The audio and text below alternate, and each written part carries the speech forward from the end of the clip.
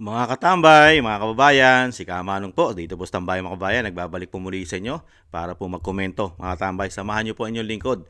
Magandang araw po muna, tanghali hapon, gabi, madaling araw po sa atin lahat. Saan man sulok ng bansa o mundo tayo naroon, naway maingatan po tayong lahat mga kababayan. Ito po mga kababayan, komento nga na po natin. Ito pong Twadcom. Hindi naman po Twadcom, yung isa pa po, Tricom mga tambay. Nag-imbestiga po sa mga vloggers po, karamihan po mga vloggers po na sinasabi po nilang fake news daw po. Mga supporters po ng mga Duterte, mga tambay. Ibang klase po, pagka DDS vlogger ay karamihan daw po o halos lahat daw po ay fake news mga tambay. Ano po ba ang fake news mga kabayan? Mamaya alamin po natin yan. At syempre po, painggan po natin ang mga congressman at syempre po ang ating mga kasamang vlogger at ang sagot po ng ating kasama na si dating PCO Secretary na si Attorney Trixie. Dito po, na-real talk po sila. Real talk po sila ni Attorney Trixie, mga tambay, tungkol po sa sinasabi po ng mga congressman na malaki po ang tsansa na hindi na po sila manalo. Napakalaki po ng tsansa na hindi po manalo itong mga congressman na ito, mga tambay, dahil ano po ba pinagagawa nito, mga tambay, ng 3 taon. Alam nyo na po ibig ko sabihin, mga tambay. Pakinggan po natin ang congressman at si Attorney Trixie at ipapakita ko rin po sa inyo mga tambay kung ano ang tunay na, kung ano ang fake news at sino gumagawa ng fake news mga tambay. Tingnan po natin. Ito po, pakinggan po muna natin. It will realize na dapat hindi last hearing, tinanong ko nga yung mga nag-attend, ano po ba ang advantage ng fake news? Wala naman sumagot sa akin. Baka ngayon, meron kang sasagot sa akin. Ano po ang advantage ng fake news para sa ating sosyedad o para sa ating bansa?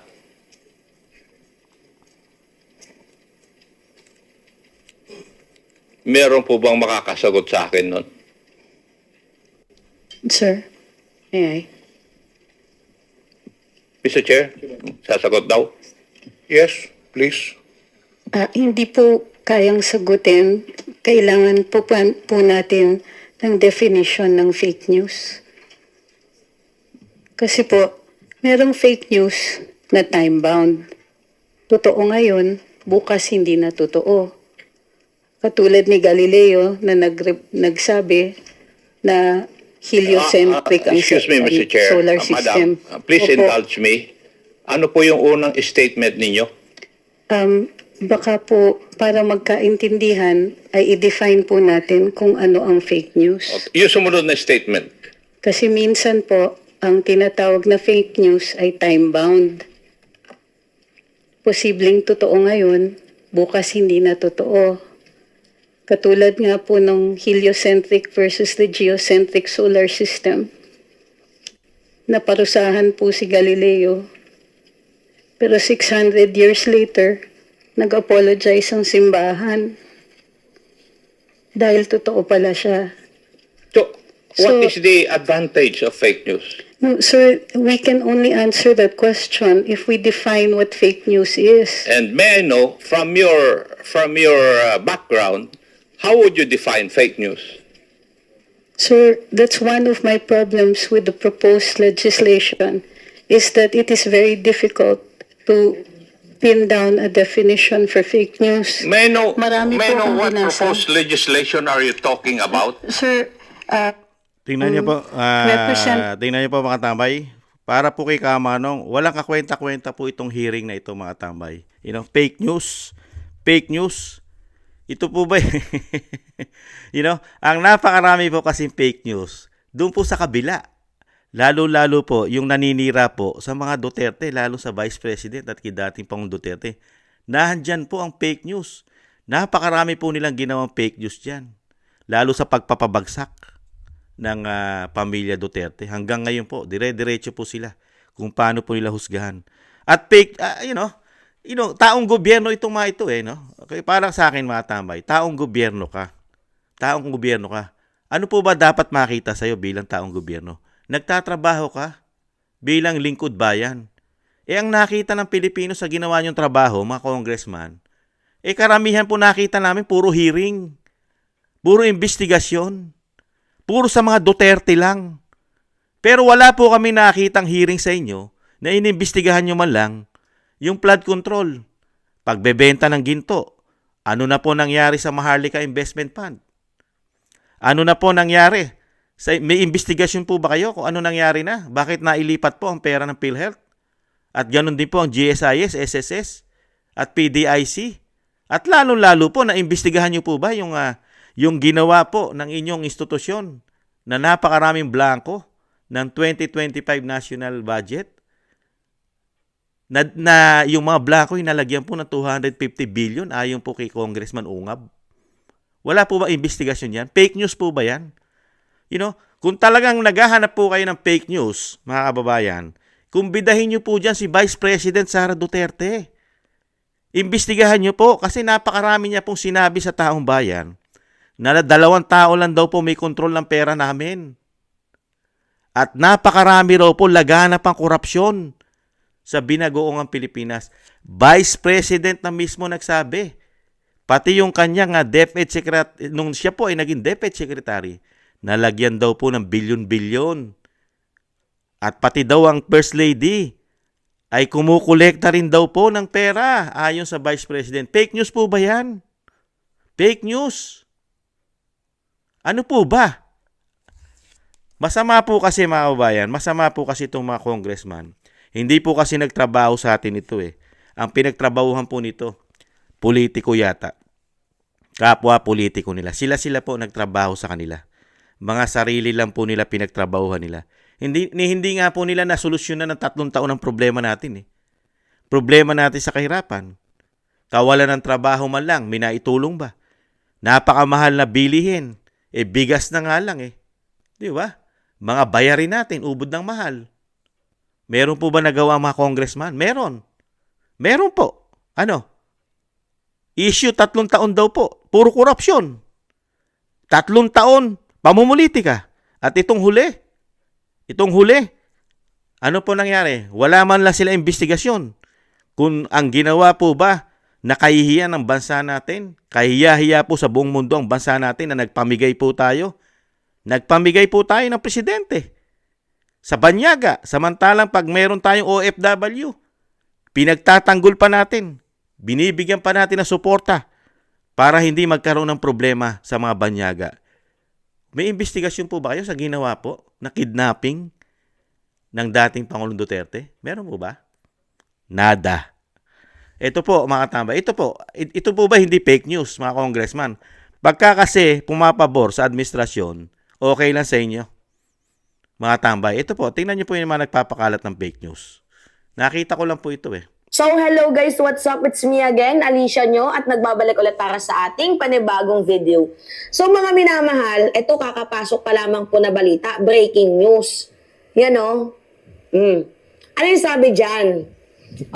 Susunod kay Digong, si VP Sara, si Pulong, lumipad na po papuntang The Hague, papuntang Netherlands. So lumipad na patungong The Hague, Netherlands, sina Vice President Sara Duterte at Davao City 1st District Congressman Paulo Duterte ngayong Miyerkules ng umaga para samahan si dating Pangulong Rodrigo Duterte.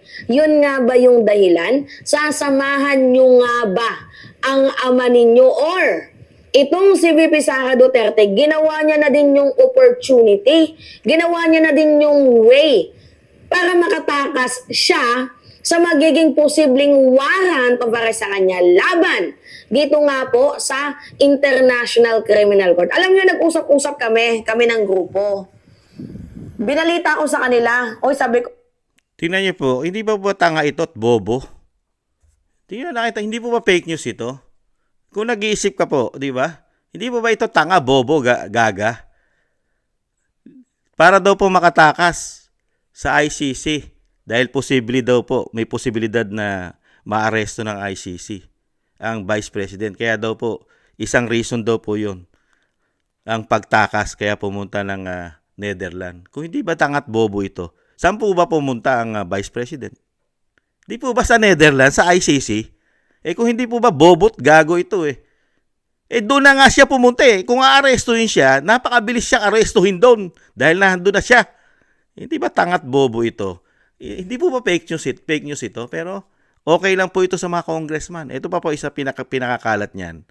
Nagpapakalat po pero okay lang po. Basta po tinitira ang mga Duterte, ang Vice President, wala po, tahimik po dyan ang mga congressman, mga tambay. Diyan ka magtataka, mga tambay. Walang fake news sa supporters nila.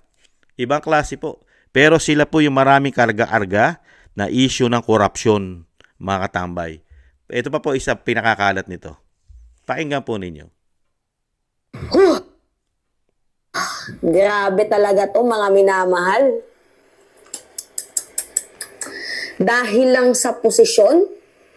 Ha? Really? Vice President Sara Duterte? Dahil lang sa posisyon, dahil sa kapangyarihan, nilamon ka ng sistema? To the point na yung ama mo, ipinagkanuno mo para kaawaan ka. Para matupad yung pangarap mo na maging presidente ka sa 2028, no matter what, kung makulong man yung ama mo or mamatay dyan sa ICC, diba, as long as maging presidente ka, okay lang. Kasi ito kasi mga minamahal. Yung Pilipino kasi, yung emosyon yan gumagana. Maawain yung mga Pilipino. Ngayon, naging way ni Sara Duterte yung pagkakakulong ng kanyang ama, di ba, para makakuha siya ng boto sa Pilipino. You know what I mean, mga minamahal? Dahil nakulong si FPRRD, tingnan ninyo, may mga profile na bring FPRRD home. Di ba, mga ganyan. So, para makakuha ng simpatsya, itong si Sara Duterte, ipinagkanuno niya ang kanyang ama sa ICC.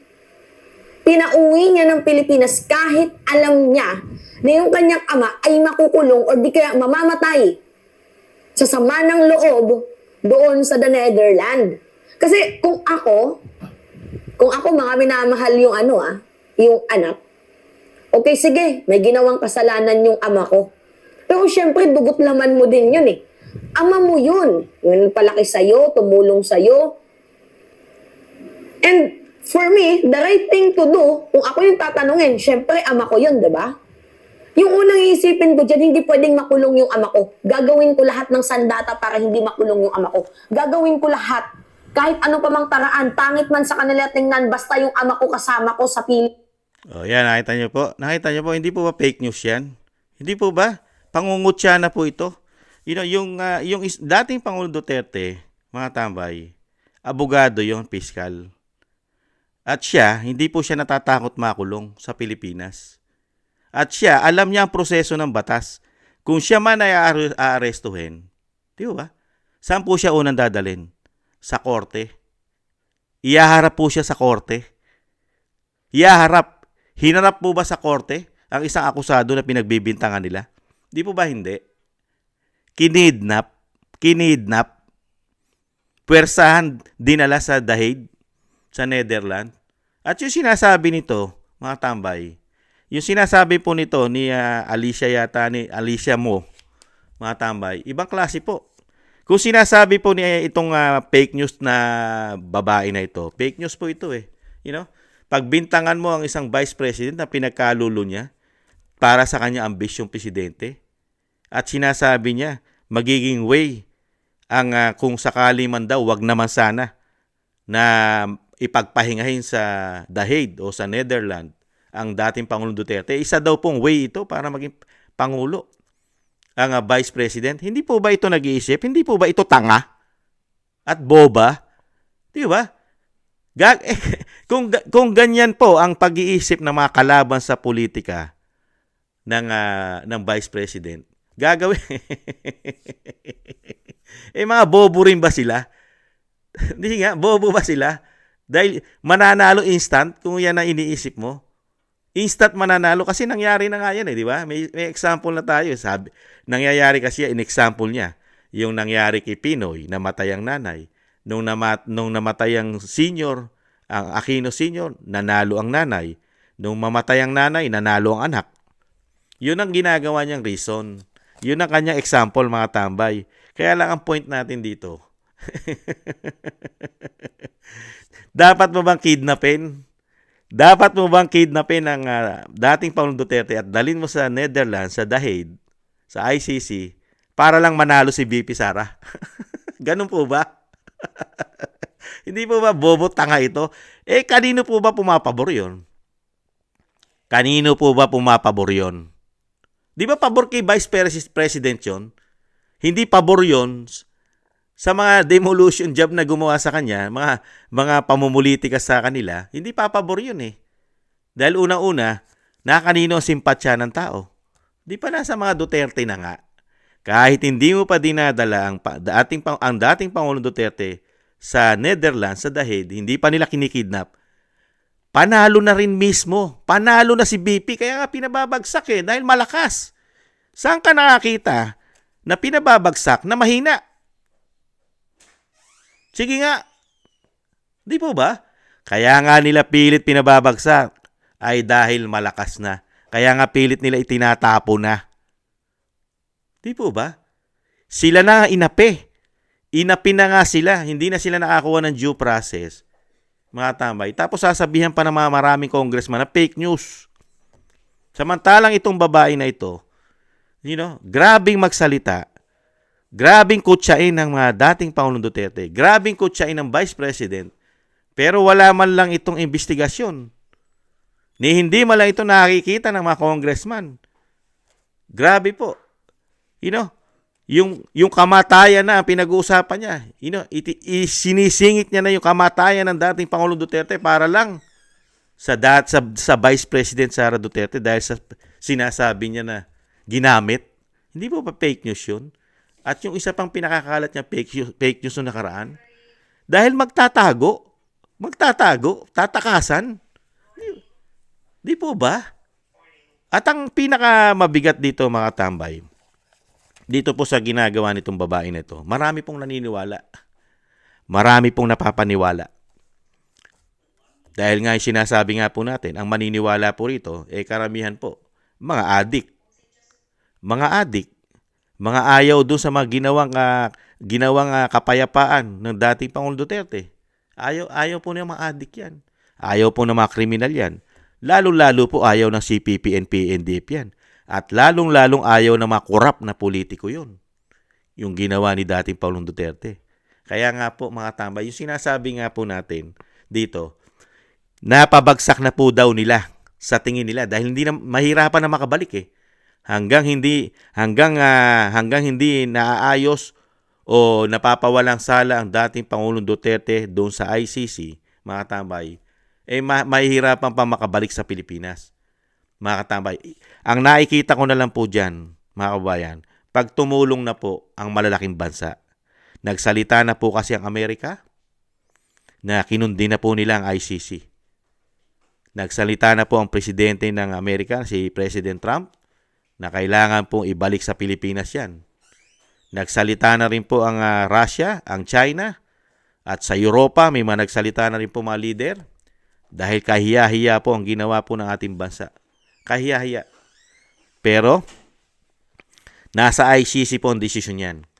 Kung susundin niya po ang malalaking bansa at yung kahihiyan po ang ginawa nila na pumayag po sila na walang proseso ang pagkuha sa dating Pangulong Duterte, kidnapping, sila naman po ang malalagay sa problema sa malalaking bansa katulad ng Amerika.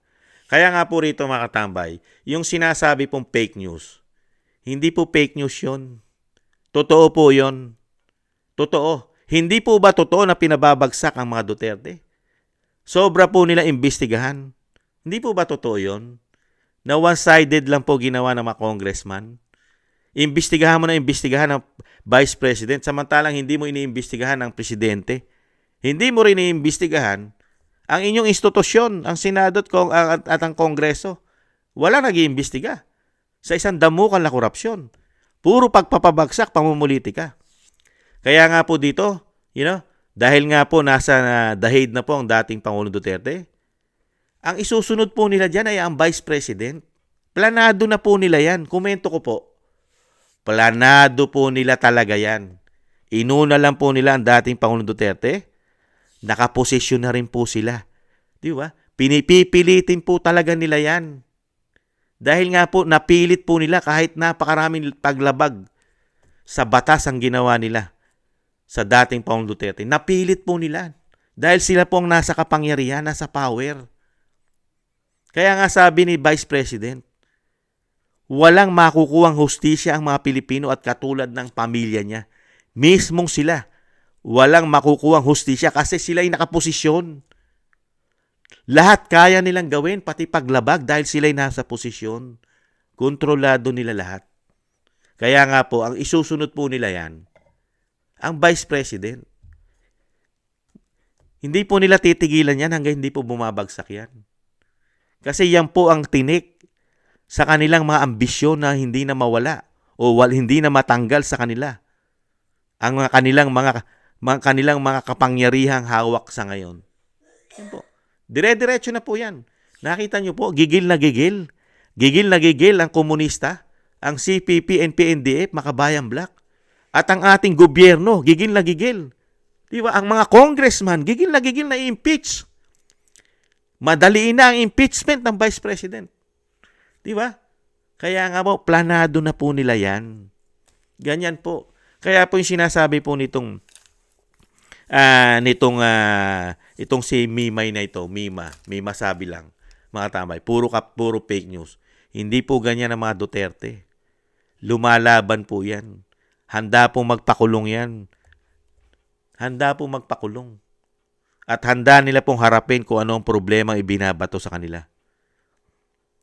Kaya lang po, darating din ang panahon. Bilog ang buwan, bilog ang mundo.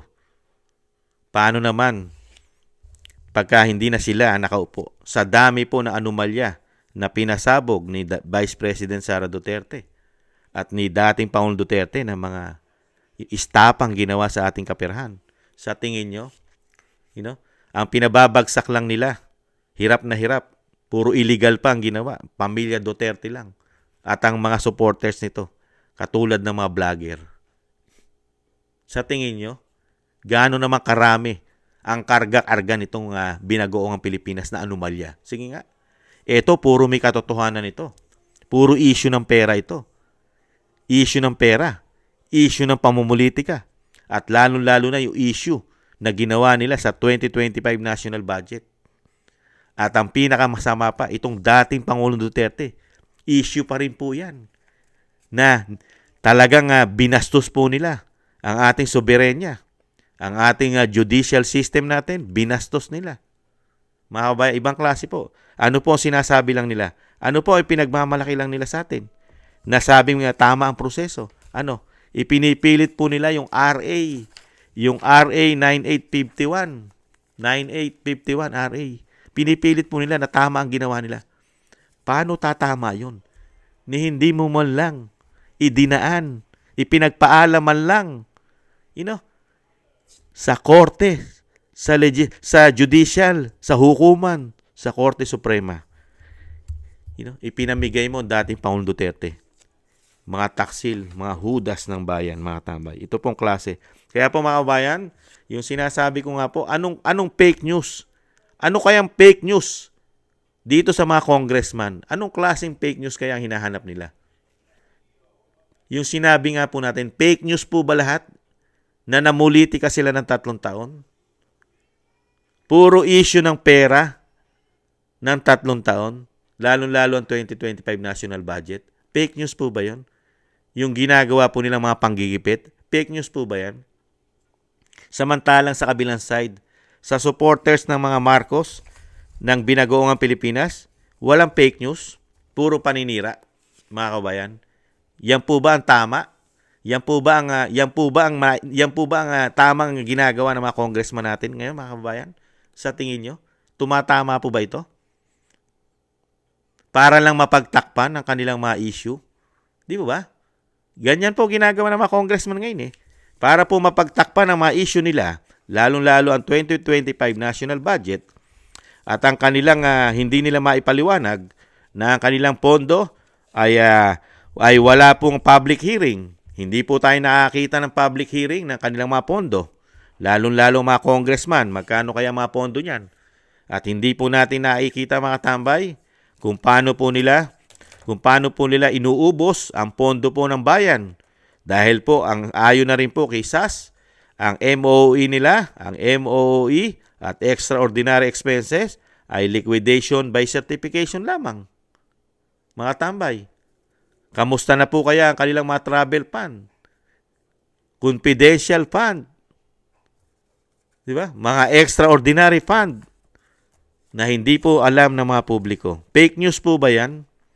Fake news? Liquidation by certification lang ang hawak nyo na pera? Fake news po ba yan, mga kabayan?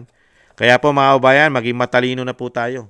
Hindi po natin kailangan ng mga ganitong klase na politiko sa ating bansa. Ang kailangan po natin politiko, nung panahon po ni dating Pangulong Duterte, nagtatrabaho po. Nagtatrabaho. Kaya nga po napakaraming programang nagawa si dating Pangulong Duterte. Kung sino pa yung politiko na matino at naglingkod ng tapat sa bayan, siya pa pong ipinamigay ng mga hudas, mga taksil ng bayan. Mga kabayan, ang itinira po sa ating bansa, karamihan at napakarami po, puro hudas, mandarambong, magnanakaw di umano, mga tambay. Ang natira, karamihan, ibang klase. Bago po tayo magtapos mga tambay, dahil baka tayo ipatawag ng Kongreso, tayo daw po fake news din, mga kabayan. Isang araw ipatatawag na rin si Kamanong at sasabihan fake news ng mga congressman, ng mga kapitapitagan mga tambay. Na sana, na hindi na po natin makita sana sa 20 Congress ang mga ito. Wala po tayong napala dyan mga tambay. Wala tayong napala sa mga tao na yan. Sila po ang maraming napala sa ating pera. Real talk. Siyempre po, maraming salamat po sa mga biyaya po na pinagkakaloob po sa inyong lingkod. Thank you po sa biyaya. Lalo-lalo po kila Kingston ng 123 ng Hong Kong. Jake Yahoo 4531. Thank you po sa mga biyaya. Jasmine Channel, Gina Ray, Solid DDS, Berlin ng Berlin, Germany. Maraming salamat po. Shoutout po sa inyo. At shoutout na rin po kila Dan Rivero. Dan Rivero, nagpapa-shoutout po. Shoutout daw po ang CEO na si Michael Jean at si Humphrey Toribio ng Anchorage, Alaska. Shoutout po sa inyo. At shoutout po kila Bon Rosales ng France, John Sarip ng Amsterdam, Holland, Chona Banks ng Milwaukee, Wisconsin, USA, Julieta Celona ng Sydney, Australia, Ma'am LB Sermani ng North Miami, Florida, USA, Grace Obet ng California, USA, Michelle Del Valle ng New Zealand, Sara Nakamura ng Japan, Melencio Bandibas ng Jeddah, Arabia, Trojanta 9828 ng Korea, Lopez Ivina ng Saitama, Japan, Librado Reyes 8529 ng California, USA, Danilo Basan Jr. ng Jubail, Saudi Arabia, Roberto Papa, United Kingdom, 29 Narciso Esteban ng Bulacan, Reynaldo Pexon, June De Jesus ng 1221, Lee Chen, Ana Santos at si Bon Rosales, Benjamin Garduque, Pepito Cabiso at siyempre po si Donaldson Paras ng Canada. Shoutout po. At LKD 459 ng Belgium. Shoutout. At Hermones Maramag. Shoutout po sa inyong lahat mga kababayan. Mabuhay po kayo at ingatan po. At shoutout din po sa mga kababayan natin sa kasulok-sulukan po ng bansa at sa kasulok-sulukan po ng mundo na meron po tayong kababayan, mga Pilipino. Shoutout po sa mga OFW po natin. Ingatan nawa po kayo, mag-iingat po kayo. At syempre po, maraming salamat po sa nakagusto po ng ating tambayang makabayan sa YouTube at TikTok. At ganoon din po sa mga nagko-comment, like, share, and subscribe. Maraming salamat po mga kabayan. Ingatan nawa po sa muli. Paalam. Bye-bye.